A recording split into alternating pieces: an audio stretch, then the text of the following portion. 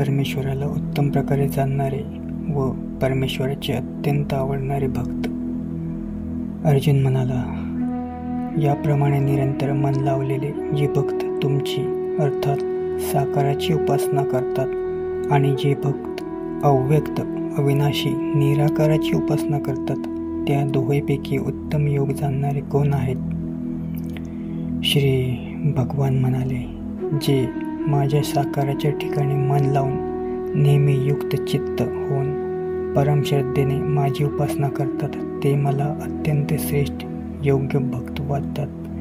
परंतु जे इंद्रियांचे संयमन करून सर्व प्राण्यांच्या ठिकाणी समबुद्धी ठेवून सर्व प्राणी मात्रांच्या हितामध्ये तत्पर होऊन सर्वव्यापी अनिर्वाच्य अचिंत्य अचल अविनाशी निराकार परब्रह्माची उपासना करतात, तेही मलाच अर्थात साकारालाच प्राप्त होतात. अव्यक्तात मन लावलेल्या भक्तांना कष्ट फार आहेत, कारण देहधारी मानवी प्राण्यांना निराकाराची प्राप्ती मोठ्या कष्टाने होते. हे अर्जुना, परंतु सर्वस्व माझ्यात साकारात अर्पण करून माझ्या आश्रित होऊन निरंतर अनन्य भावाने माझे ध्यान व उपासना करतात, त्या माझ्या चित्त लावलेल्या भक्तांचा मी जन्म मरण रूप भवसागरातून त्वरित उद्धार करतो. म्हणून माझ्याच साकार स्वरूपाच्या ठिकाणी आपले मन स्थिर कर, बुद्धीही माझ्याकडेच नियुक्त कर. यानंतर तू माझ्यात येऊन मिळशील यात संशय नाही.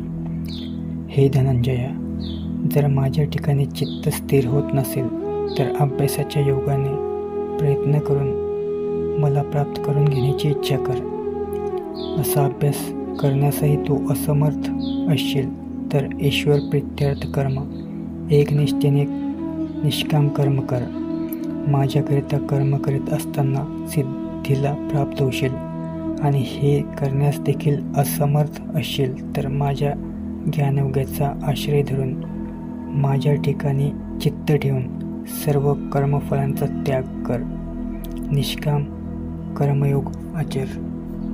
अभ्यासापेक्षा ज्ञान श्रेष्ठ, ज्ञानापेक्षा ध्यान विशेष श्रेष्ठ, ध्यानापेक्षा कर्मफळाचा त्याग श्रेष्ठ, कारण या कर्मफळ त्यागापासून लवकरच शांती मिळते.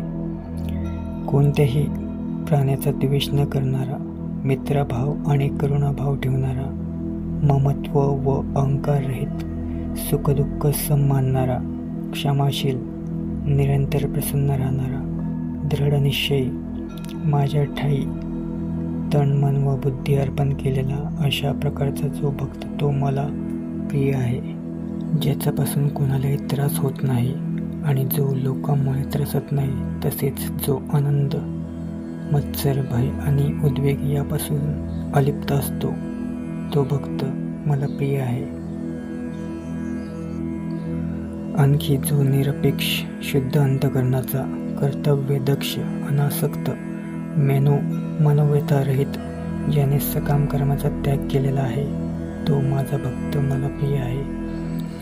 ज्याला कशाची हर्ष वाटत नाही, कुणाचा सुद्धा द्वेष करत नाही, शोक करत नाही, कोणतीही इच्छा करत नाही, त्याचप्रमाणे शुभाशुभ त्यागी असा जो भक्त तो मला अतिशय प्रिय आहे. शत्रू आणि मित्र, मान अपमान, शीत उष्ण, सुख दुःख ही ज्याला समान झाली, आसक्तीरहित, निंदा वस्तुती जो समान मानतो, मौन धारण करून उदरनिर्वाहार्थ जे काही मिळेल त्यात संतुष्ट असणारा, आश्रयरहित, स्थिर बुद्धीचा भक्तियुक्त मानव तो मला प्रिय आहे. जो भक्त श्रद्धा संपन्न, माझेच आश्रय धरणारे, आतापर्यंत सांगितलेल्या अमृतुल्य उपदेशाचे यथासंगत आचरण करतात, ते भक्त मला अत्यंत प्रिय आहे.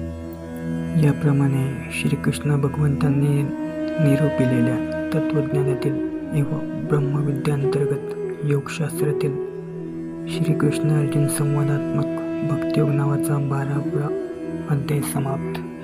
भेटूया पुढील अध्यायात. तोपर्यंत जय श्री राधाकृष्ण.